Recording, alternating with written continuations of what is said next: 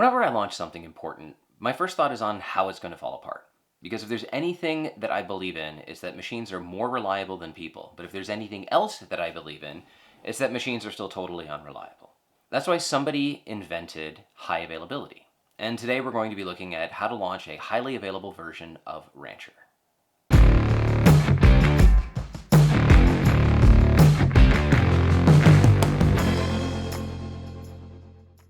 So first, what is this HA nonsense? HA means different things to different people. Notice that they didn't call it total availability or absolutely guaranteed availability. No.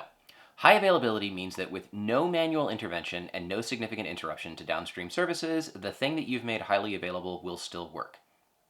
Eventually. For something simple like a website, you can get HA by having a load balancer in front of more than one web server.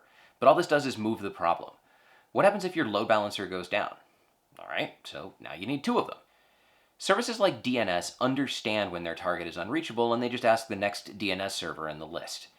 HTTP is not like that. People will totally bug out if the website takes a few seconds longer to load than it should. Trust me.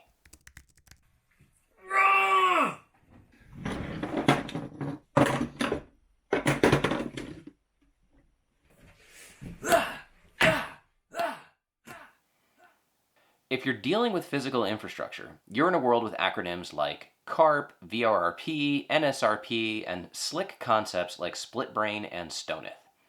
That's why software like Kubernetes was created, because honestly, who has the time to deal with that stuff anymore? If you launch a Kubernetes cluster with 3 data plane nodes and 2 control plane nodes, you'll have a highly available Kubernetes cluster. Rancher is built into Kubernetes, so by using the HA features already present in the cluster, Rancher itself is automatically HA. The core of an HA installation of Rancher is the Rancher Kubernetes engine, which we lovingly refer to as RKE.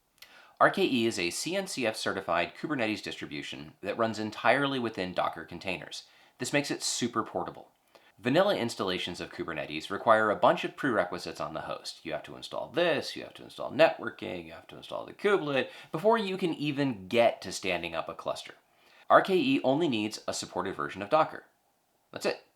It makes it super easy to provision hosts, either for a standalone RKE installation like we need for Rancher, or for a Rancher deployed RKE cluster.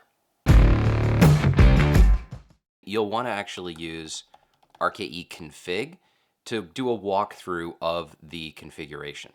At the end of RKE config, you will be left with a cluster.yaml file that is much more detailed and gives you a lot more options. In this case, you can see that I have public and private IPs for each of my nodes. And additionally, if you get to where you want to actually change what versions you're running for certain Kubernetes services, you can get that granular further down here in the config. After you have your cluster.yaml file, run RKE up to build out the cluster. Now, this obviously is going to take a few minutes, so we will speed it up. It's important that your load balancer is simply a layer 4 load balancer. Don't deploy a layer 7 load balancer because it will break the WebSocket communication between Rancher and remote clients and clusters. Just punch through TCP/80 and TCP/443. All right, we have a Kubernetes cluster. It gives us a kubeconfig cluster.yaml file. So if we set our kubeconfig to that, then we can run a kubectl get nodes and see that we are up and running. Rancher installs via Helm, and Helm requires that we run a service inside of the cluster called Tiller. We're following the recommended best practice of dedicating this cluster to Rancher, so we're going to go ahead and just create an admin level service account for Tiller. If you have concerns about doing this in your own cluster, you can find more information on how to restrict Tiller's access in the Helm documentation.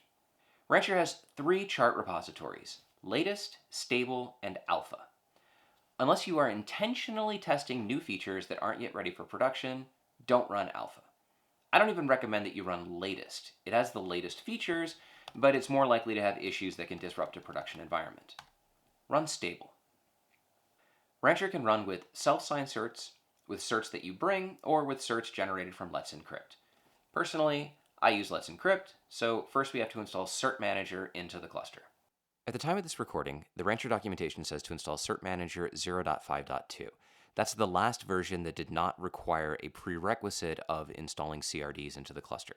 Cert-Manager is currently on version 0.8, so I recommend that you follow the instructions to install the CRDs and then install the chart directly from Jetstack. The Rancher documentation also recommends that you install Cert-Manager into the kube-system namespace.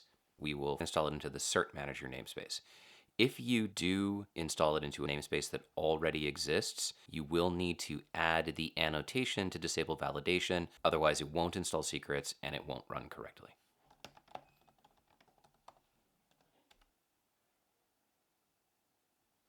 So now, with all that stuff done, we are ready to do the most significant piece, which is actually the easiest.